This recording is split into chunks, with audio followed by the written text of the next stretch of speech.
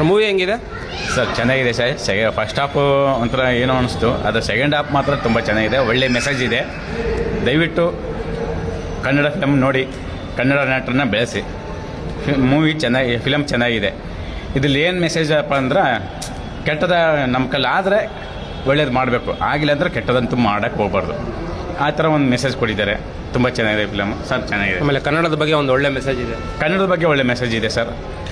ಇಂಟ್ರ್ವ್ಯೂಗೂ ಮುಂಚೆ, ಇದು ಲಾಸ್ಟ್ಗೂ ಮುಂಚೆನೇ ಸ್ವಲ್ಪ ಕನ್ನಡದ ಬಗ್ಗೆ ಇದೆ. ಕನ್ನಡನ ಬೆಳೆಸಿ, ನಾವು ಕನ್ನಡದವರು ಫಸ್ಟು ನಾವು ಕನ್ನಡದಲ್ಲಿ ಮಾತಾಡಬೇಕು. ಹಿಂದಿಯವರೇ ಆಗ್ಬೋದು, ತಮಿಳವರಾಗ್ಬೋದು, ತೆಲುಗವರೇ ಆಗಿರ್ಬೇಕು, ಯಾರೇ ಆದ್ರೂ ನಾವು ಅವ್ರನ್ನ ಮಾತಾಡ್ಸೋಕ್ಕೂ ಮುಂಚೆ ನಮ್ಮ ಕನ್ನಡದಲ್ಲಿ ನಾವು ಮಾತಾಡಿಸ್ಬೇಕು ಸರ್. ಆ ಮೆಸೇಜ್ ಚೆನ್ನಾಗಿ ಕೊಟ್ಟಿದ್ದಾರೆ.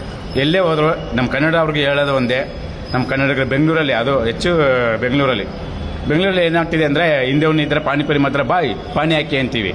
ಅದು ಮಾಡೋದು ತಪ್ಪು. ನಮ್ಮ ಕನ್ನಡದವರು ಕೇಳಿ, ನೀರು ಅಂತ ಕೇಳಿ, ಇದಾಗ ಪಾನಿಪುರಿ ಕೊಡಿ ಅಂತ ಕನ್ನಡದಲ್ಲಿ ಕೇಳಿ. ಆವಾಗ ಆ ಹಿಂದಿಯವರು ಕನ್ನಡ ಮಾತಾಡ್ತಾರೆ. ತಮಿಳವ್ರನ್ನ ನಾವು ತಮಿಳವ್ರನ್ನ ಮಾತಾಡ್ತೀವಿ, ಎನ್ನ ಸಾಪಿಡಂಗೆ ಅದೆಲ್ಲ, ಅದು ಬಿಟ್ಟುಬಿಡಿ.